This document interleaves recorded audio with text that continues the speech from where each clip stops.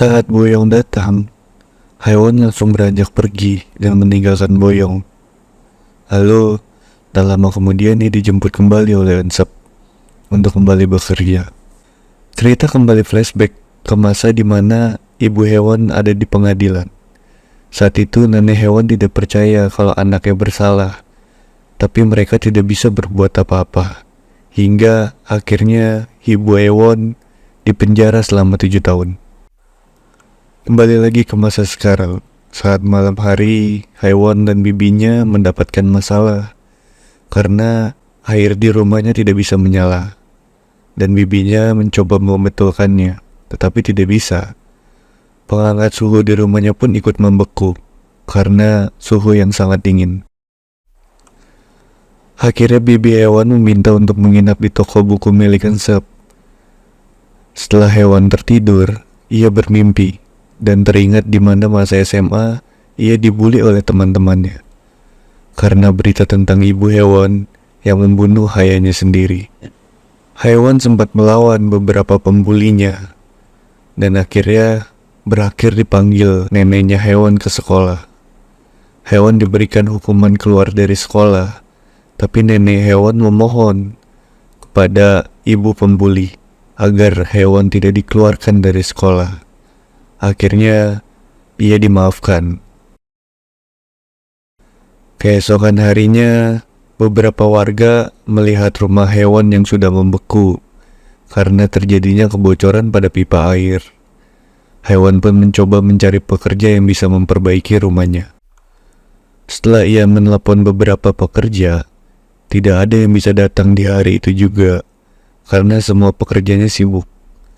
Dan yang akan bisa datang dalam waktu dekat hanya ada satu pekerja. Itu pun harus menunggu selama 5 hari.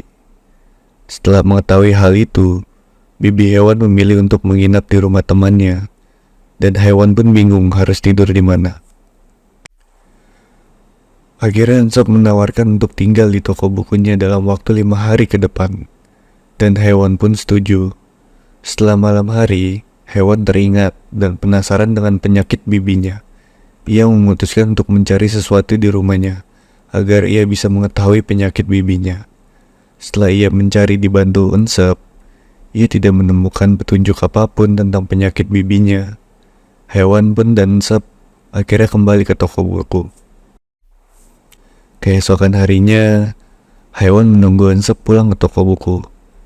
Tetapi hampir sampai tengah malam, Ensep belum pulang juga. Tiba-tiba adik Ensep datang dan bercerita pada hewan jika ia menyukai seseorang di sekolahnya, tapi orang yang disukai tidak punya ketertarikan kepadanya, dan ia bingung harus bersikap bagaimana. Hewan pun mengalihkan pembicaraan dan bertanya kenapa Ensep belum pulang. Adiknya memberitahu jika Ensep tidak pulang sampai tengah malam, biasanya ia akan datang ke gubuk yang ada di gunung. Setelah mengetahui itu, hewan berencana untuk menyusulnya. Ketika hewan berencana untuk menyusulnya, adik Ensep memberitahu jika malam hari gunung itu sangat gelap dan seram. Tetapi hewan tetap ingin menyusulnya. Saat tiba di gunung, hewan sempat ketakutan, tetapi ia tetap bersikeras untuk menyusul Ensep. Sampai akhirnya ia bingung karena gubuk yang dimaksud adik Ensep tidak terlihat sama sekali. Ia pun sempat panik dan takut tersesat. Untungnya, saat ia panik, Ensep tiba-tiba datang dan menenangkannya.